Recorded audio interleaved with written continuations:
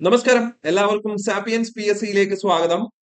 നമ്മൾ ഈ ഒരു ക്ലാസ്സിൽ നമ്മൾ നോക്കാൻ പോകുന്നത് മുൻ വർഷങ്ങളിൽ ഡിഗ്രി ലെവൽ പ്രിലിമിനറി പരീക്ഷയ്ക്കും മെയിൻ പരീക്ഷയ്ക്കുമായി എക്കണോമിക്സിന്റെ ഭാഗത്ത് നിന്ന് ചോദിച്ച ചോദ്യങ്ങളാണ്. അപ്പൊ നമുക്ക് ഓരോ ചോദ്യവും കൃത്യമായി വിലയിരുത്തി എങ്ങനെ ആ ചോദ്യത്തെ നേരിടാം എന്നും അതിന്റെ വിശദീകരണവുമാണ് ഈ ഒരു ക്ലാസ് കൊണ്ട് നമ്മൾ ഉദ്ദേശിക്കുന്നത്. അപ്പം നമുക്ക് നേരെ ക്ലാസ്സിലേക്ക് പോകാം.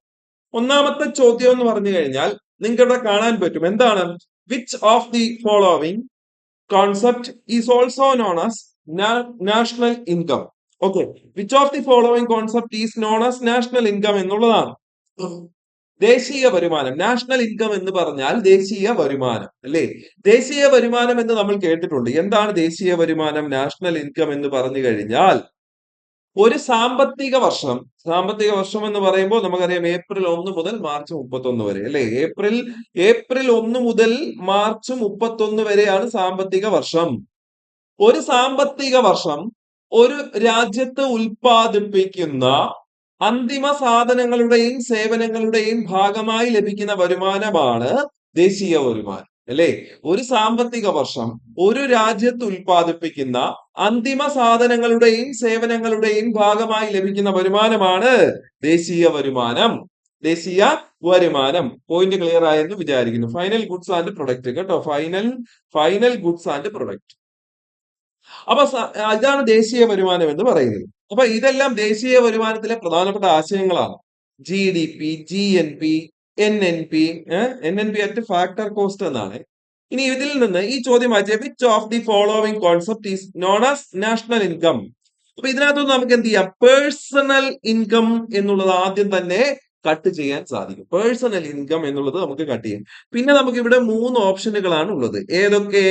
GDP ഉണ്ട്, GNP ഉണ്ട്, പിന്നെ NNP അറ്റ് ഫാക്ടർ കോസ്റ്റും ഉണ്ട്. ശ്രദ്ധിക്കും. എന്താണ് GDP? GDP എന്ന് പറഞ്ഞു കഴിഞ്ഞാൽ ഒരു രാജ്യത്തിന്റെ ആഭ്യന്തര അതിർത്തിക്കുള്ളിൽ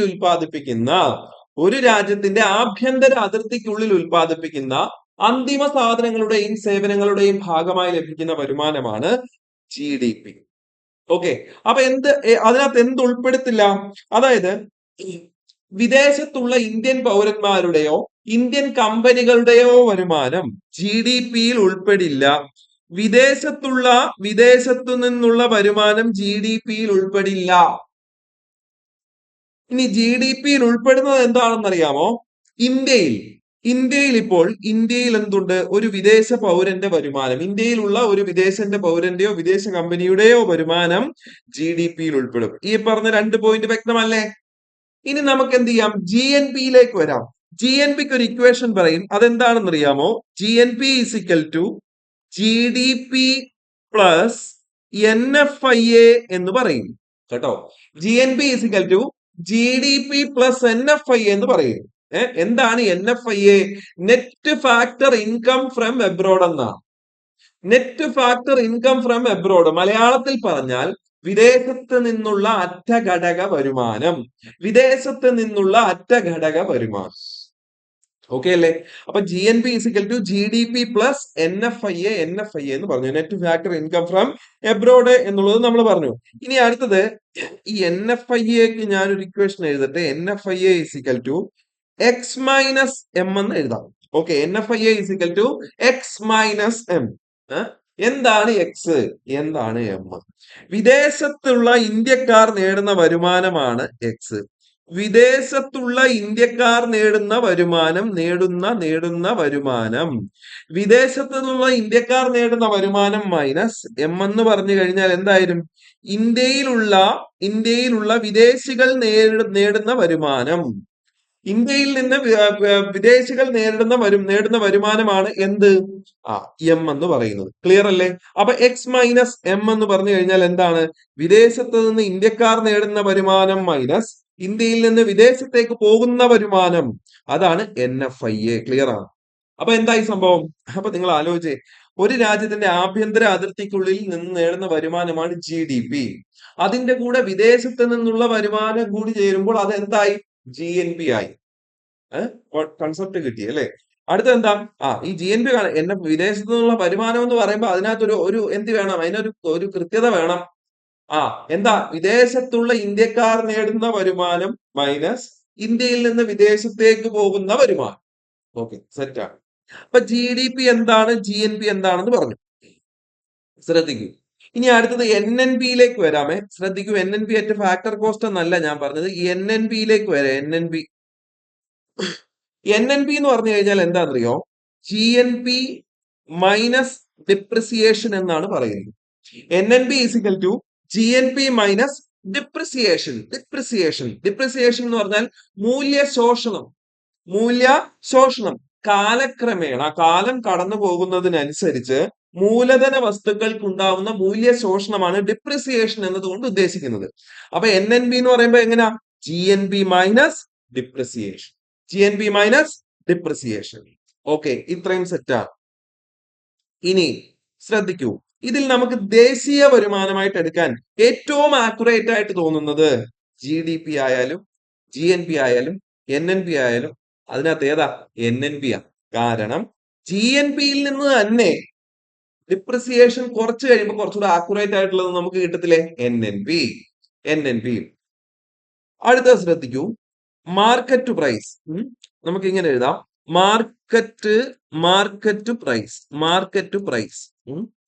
മാർക്കറ്റ് പ്രൈസിന്റെ ഇക്വേഷൻ എന്താണെന്നറിയോ? വിപണി വില. മാർക്കറ്റ് പ്രൈസ് എന്ന് പറഞ്ഞാൽ വിപണി വില. Market price is equal to factor cost plus net indirect tax എന്നാണ് കേട്ടോ. Market price is equal to factor cost plus net indirect tax.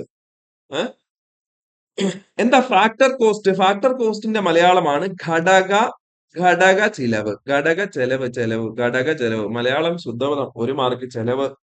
Factor cost ആണ് ഘടക ചെലവ്. എന്താ ഘടക ചെലവ്? നമുക്കറിയാം, ഫാക്ടേഴ്സ് ഓഫ് പ്രൊഡക്ഷൻ, ഉൽപാദന ഘടകങ്ങളാണ് ഭൂമി, തൊഴില്, മൂലധനം, സംഘാടനം. Factors of production. Factors of production ഏതൊക്കെയാണ്? ഉൽപാദന ഘടകങ്ങൾ ഏതൊക്കെയാണ്? ഭൂമി, തൊഴിൽ, മൂലധനം, സംഘാടനം. ഭൂമിക്ക് ഉള്ളത് എന്താ? ഭൂമിക്കുള്ള ചെലവെന്ന് പറഞ്ഞു കഴിഞ്ഞാൽ പാട്ടം. തൊഴിലിന് എന്താ? തൊഴിലിന് കൂലി. മൂലധനത്തിന് പലിശ. സംഘാടനത്തിന് ലാഭം. ഈ വരുന്ന ചെലവില്ലേ, ഇതാണ് ഫാക്ടർ കോസ്റ്റ്. ഇനി എന്താ net indirect tax? Net indirect tax എന്ന് പറഞ്ഞു കഴിഞ്ഞാൽ ഇൻഡയറക്ട് ടാക്സ് മൈനസ് സബ്സിഡി എന്ന് പറയാം. Net indirect tax is equal to indirect tax minus subsidy. Okay, indirect ടാക്സിൽ നിന്നും സബ്സിഡി കുറയ്ക്കുന്നതാണ് നെറ്റ് ഇൻഡയറക്ട് ടാക്സ്. ഓക്കെ, ഇത്രയും ക്ലിയർ ആണ്. ഇനി ശ്രദ്ധിച്ചേ. അപ്പൊ മാർക്കറ്റ് പ്രൈസ് എന്ന് പറഞ്ഞു കഴിഞ്ഞാൽ നമ്മൾ എങ്ങനെ എഴുതി? Factor cost plus net indirect tax എന്ന് എഴുതി, വിപണി വില. അപ്പൊ ഫാക്ടർ കോസ്റ്റിനെ എങ്ങനെ എഴുതാം? Factor cost is equal to market price minus net indirect tax എന്ന് എഴുതാം. അപ്പൊ നമ്മള് ചോദ്യം എന്താ? നമ്മുടെ ഇവിടുത്തെ ഉത്തരത്തിലേക്ക് നമ്മൾ എത്തി. ഏതാ ഇവിടുത്തെ ഉത്തരം? Net national product at factor cost. Net national product NNP at factor cost. ഇവിടെ നമുക്ക് എങ്ങനെ എഴുതാം? NNP at factor cost is equal to NNP at market price minus net indirect tax എന്ന് എഴുതാനായിട്ട് പറ്റും. ഓക്കെ, അപ്പൊ ഇത്രയുമാണ് എന്ത് ദേശീയ വരുമാനത്തെ കുറിച്ചുള്ള നമ്മുടെ ചെറിയ ഒരു എക്സ്പ്ലനേഷൻ. വളരെ ചെറിയ രീതിയിൽ, വളരെ വേഗത്തിൽ ഞങ്ങൾക്ക് ഒരു എക്സ്പ്ലനേഷൻ തന്നതാണ് ഈ ചോദ്യവുമായി ബന്ധം. ഏത് ചോദ്യം? Which one of the concept is known as national income എന്ന് പറഞ്ഞു കഴിഞ്ഞാൽ net national NNP at factor cost. സെറ്റായി എന്ന് വിചാരിക്കും. അപ്പൊ പരീക്ഷയ്ക്ക് ഇനി ഇങ്ങനെ ഒരു ചോദ്യം വന്നു കഴിഞ്ഞാൽ നിങ്ങൾക്ക് എഴുതാൻ പറ്റും. നമുക്ക് മറ്റൊരു ചോദ്യം പരിചയപ്പെടാം. പഞ്ചവത്സര പദ്ധതികളുമായി ബന്ധപ്പെട്ട് വന്ന ഒരു ചോദ്യമാണ്. അപ്പൊ പഞ്ചവത്സര പദ്ധതികൾ എന്ന് പറഞ്ഞാൽ നമുക്കറിയാം 5 വർഷ പദ്ധതികളാണ് പഞ്ചവത്സര പദ്ധതി. ചോദ്യം എന്താണെന്ന് നോക്കാം. Which 5-year plan aimed at achieving garibi hatao garibi hatao എന്ന് പറഞ്ഞു കഴിഞ്ഞാൽ ദാരിദ്ര്യ നിർമ്മാർജ്ജനം ലക്ഷ്യം വെച്ചത് ഏത് പഞ്ചവത്സര പദ്ധതി? Third 5 year plan, fourth 5 year plan, sixth 5 year plan, fifth 5 year plan. Okay, 4 ഓപ്ഷനുകളും. അപ്പൊ ഇവിടെ പഞ്ചവത്സര പദ്ധതികളിൽ നിന്ന് ചോദ്യങ്ങൾ സ്ഥിരമാണ് എന്നുള്ള ഫാക്ട് നമുക്കറിയാം. പഞ്ചവത്സര പദ്ധതികളിൽ നിന്നുള്ള ചോദ്യം PSC പരീക്ഷകളിൽ സ്ഥിരമാണ്. പഞ്ചവത്സര പദ്ധതികൾ നമ്മൾ പഠിച്ചിട്ട് വേണം പരീക്ഷയ്ക്ക് പോകാനായിട്ട്. അപ്പൊ നമ്മൾ ഈ പഞ്ചവത്സര പദ്ധതി തുടങ്ങിയത് എന്നാണെന്നറിയോ? 1951 പഞ്ചവത്സര പദ്ധതി തുടങ്ങുന്നത്. പഞ്ചവത്സര പദ്ധതി ആരംഭിച്ച വർഷം ഏത്? 1951. അപ്പൊ ഈ ഒന്നാം പഞ്ചവത്സര പദ്ധതിയുടെ കാലയളവ് എന്ന് പറഞ്ഞാൽ 1951 മുതൽ 1956 വരെ. 51, 56, 51, 56 ഒന്നാം പഞ്ചവത്സര പദ്ധതി. രണ്ടാം പഞ്ചവത്സര പദ്ധതി 1956 മുതൽ 1961 വരെ. 56, 61, 56, 61. മൂന്നാം പഞ്ചവത്സര പദ്ധതി 1961 മുതൽ 1966, 61, 66. നാലാം പഞ്ചവത്സര പദ്ധതി നാലാം പഞ്ചവത്സര പദ്ധതിയിലേക്ക് വരുന്നതിന് മുമ്പ് ഒരു ട്വിസ്റ്റ് ഉണ്ട്. ട്വിസ്റ്റ് ശ്രദ്ധിക്കൂ. എന്താണ് ട്വിസ്റ്റ്? ട്വിസ്റ്റ് എന്താണെന്ന് പറഞ്ഞു കഴിഞ്ഞാൽ ഈ നാലാം പഞ്ചവത്സര പദ്ധതിയിലേക്ക് വരുന്നതിന് മുമ്പ് എന്താണെന്ന് അറിയാമോ? നാലാം പഞ്ചവത്സര പദ്ധതിയിലേക്ക് വരുന്നതിന് മുമ്പ് അവിടെ ഒരു പ്ലാൻ ഹോളിഡേ വരുന്നുണ്ട്. Plan holiday. അപ്പൊ എന്നാണ് ഈ പ്ലാൻ ഹോളിഡേ വരുന്നത് എന്നുള്ളത് നോക്കാം. Plan holiday. അപ്പൊ നാലാം പഞ്ചവത്സര പദ്ധതിക്ക് മുമ്പായി 1966 മുതൽ 1969 വരെ ബോക്സിനകത്ത് വരച്ചു തരാമേ. ഇവിടെ പഞ്ചവത്സര പദ്ധതി ഇല്ല. Plan holiday. Plan holiday. ഇനി അടുത്തത് നാലാം പഞ്ചവത്സര പദ്ധതി തുടങ്ങുന്നത് 1969 മുതൽ 1974 വരെ. 1969 മുതൽ 1974 വരെ. അടുത്തത് അഞ്ചാം പഞ്ചവത്സര പദ്ധതി. അഞ്ചാം പഞ്ചവത്സര പദ്ധതി 1974 മുതൽ 1978 വരെ. 78 വരെ. എന്തോ ഒരു പ്രത്യേകത തോന്നുന്നുണ്ടോ? അതെ, പൂർത്തിയായിട്ടില്ല. പൂർത്തിയാവാത്ത ഒരേ ഒരു പഞ്ചവത്സര പദ്ധതി അഞ്ചാം പഞ്ചവത്സര പദ്ധതി. പൂർത്തിയാവാത്തതിന്റെ കാരണം എന്താണ് എന്നുള്ളതൊക്കെ നമുക്ക് പഞ്ചവത്സര പദ്ധതിയുടെ ക്ലാസ്സിൽ ചർച്ച ചെയ്യാം. അപ്പൊ 1974 മുതൽ 78 വരെയാണ് എന്ത്? അഞ്ചാം പഞ്ചവത്സര പദ്ധതി. നമ്മുടെ ഇവിടുത്തെ ഉത്തരം അഞ്ചാം പഞ്ചവത്സര പദ്ധതിയാണ്. ഇന്ദിരാഗാന്ധി ഗരീബി ഹഠാവോ എന്ന മുദ്രാവാക്യം ഉയർത്തിയത് അഞ്ചാം പഞ്ചവത്സര പദ്ധതിയിലാണ്. 1974 മുതൽ 78. ഓക്കെ, ബാക്കി പഞ്ചവത്സര പദ്ധതിയും കൂടെ നമുക്ക് പറയാം. ശ്രദ്ധിക്കണേ. 1978 മുതൽ 1980 വരെ. 1978 മുതൽ 1980 വരെ പഞ്ചവത്സര പദ്ധതി ഇല്ല. 1978 മുതൽ 1980 വരെ എന്തില്ല? പഞ്ചവത്സര പദ്ധതി ഇല്ല. അവിടെ റോളിംഗ് പ്ലാൻ ആണ്. റോളിംഗ് പ്ലാൻ ഓർത്തു വെച്ചോണേ. റോളിംഗ് പ്ലാന്റെ കാലയളവ്. റോളിംഗ് പ്ലാൻ 1978-80 ആണ്. 1978-80 ആണ് റോളിംഗ് പ്ലാൻ എന്നുള്ളത് ഓർത്തോണം. റോളിംഗ് പ്ലാൻ എന്ന് പറയുന്നത് 1978-1980 ആണ്. ഓക്കെ, അത് ക്ലിയർ ആണ്. അപ്പൊ 1966 മുതൽ 69 വരെ എന്താണ്? അത് ഞാൻ പറഞ്ഞു, പ്ലാൻ ഹോളിഡേ ആണ്. Plan holiday. ഓക്കെ, സെറ്റാണ്. ഇനി അടുത്തത് ആറാം പഞ്ചവത്സര പദ്ധതി. ആറാം പഞ്ചവത്സര പദ്ധതി 80 കഴിഞ്ഞല്ലോ. 1980 മുതൽ 1985 വരെ ആറാം പഞ്ചവത്സര പദ്ധതി. ആറാം പഞ്ചവത്സര പദ്ധതി 80-85. അടുത്തത് ഏഴാം പഞ്ചവത്സര പദ്ധതി. ഏഴാം പഞ്ചവത്സര പദ്ധതി 1985-1990. ഏഴാം പഞ്ചവത്സര പദ്ധതി. ഏഴാം പഞ്ചവത്സര പദ്ധതി 1985-1990. അടുത്തത് പിന്നെ പഞ്ചവത്സര പദ്ധതി ഇല്ല. 1990 മുതൽ 1992 വരെ. 1990 മുതൽ 1992 വരെയുള്ള ഈ കാലയളവിൽ ആനുവൽ പ്ലാൻ ആണ് നടപ്പിലാക്കുന്നത്. അവിടെ എന്തില്ല? പഞ്ചവത്സര പദ്ധതി ഇല്ല എന്നുള്ളത് ഓർത്തോണം. ആനുവൽ പ്ലാൻ ആണ് പിന്നെ വരുന്നത്. 1990, 1992 ആനുവൽ പ്ലാൻ ആണ്. ഓക്കെ, പിന്നെ വരുന്നത് നേരെ ഓർഡർ തന്നെ നമുക്ക് അങ്ങ് പോവുകയാണ്. അടുത്തത് എട്ടാം പഞ്ചവത്സര പദ്ധതി. എട്ടാം പഞ്ചവത്സര പദ്ധതി 1992 മുതൽ 1997 വരെ. ഒമ്പതാം പഞ്ചവത്സര പദ്ധതി 1997 മുതൽ 2002 വരെ. പത്താം പഞ്ചവത്സര പദ്ധതി 2002 മുതൽ 2007 വരെ. വരുന്നുണ്ടോ? 11ാം പഞ്ചവത്സര പദ്ധതി 2007 മുതൽ 2012 വരെ എന്റെ കൂടെ തന്നെ ഉണ്ടല്ലോ. 12ാം പഞ്ചവത്സര പദ്ധതി 2012 മുതൽ 2017 വരെ. അപ്പൊ ഇത്രയും പഞ്ചവത്സര പദ്ധതിയാണ് നമുക്ക് എന്തുള്ളത് പഠിക്കാനായിട്ടുള്ളത്. പഞ്ചവത്സര പദ്ധതിയുടെ കാലയളവ് ഞാൻ ജസ്റ്റ് ഒന്നവിടെ പറഞ്ഞു പോയിട്ടു. 1ാം പഞ്ചവത്സര പദ്ധതി പ്രാധാന്യം കൊടുത്തത് എന്തിനായിരുന്നു? അഗ്രികൾച്ചർ ആൻഡ് എന്താണ് ഇറിഗേഷൻ, കൃഷിയും ജലസേചനവും. Agriculture and irrigation. 2ാം പഞ്ചവത്സര പദ്ധതി ലക്ഷ്യം വെച്ച് എന്താണ്? ഇൻഡസ്ട്രിയലൈസേഷൻ, എന്താണ് വ്യവസായവൽക്കരണം കേട്ടോ. ഇൻഡസ്ട്രിയലൈസേഷൻ. 3ാം പഞ്ചവത്സര പദ്ധതി ലക്ഷ്യം വെച്ചത് എന്തായിരുന്നു? സെൽഫ് റിലയൻസ് കേട്ടോ. സെൽഫ് റിലയൻസ്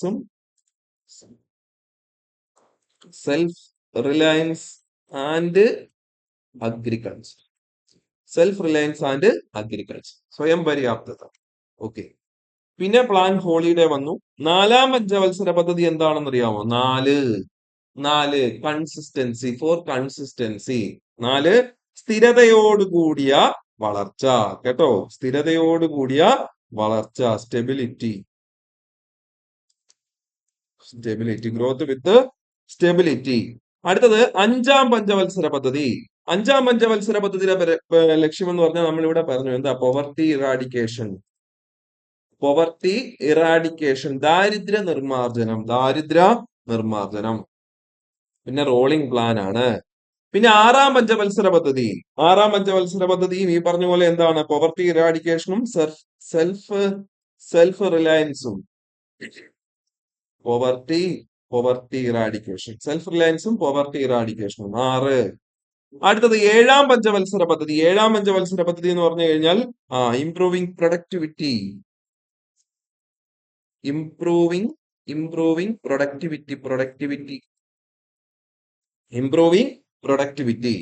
അടുത്തത് പിന്നെ ആനുവൽ പ്ലാൻ വന്നു. പിന്നെ 8ാം പഞ്ചവത്സര പദ്ധതി എന്ന് പറയുന്നത് എന്താണ്? 8ാം പഞ്ചവത്സര പദ്ധതി എന്ന് പറയുമ്പോൾ നമുക്കറിയാം 1992 ന്യൂ എക്കണോമിക് പോളിസി ഒക്കെ എന്ത് ചെയ്യുന്നത്? നിലവിൽ വരുന്നത് കേട്ടോ. എക്കണോമിക് റീഫോംസ് എന്നുള്ളത് ഈ ഒരു പഞ്ചവത്സര പദ്ധതിയുടെ ലക്ഷ്യമായിരുന്നു. Economic reforms. 9ാം പഞ്ചവത്സര പദ്ധതിയുടെ ലക്ഷ്യം എന്തായിരുന്നു? Growth with social justice and equality. 10ാം പഞ്ചവത്സര പദ്ധതിയുടെ ലക്ഷ്യം എന്തായിരുന്നു? Faster growth.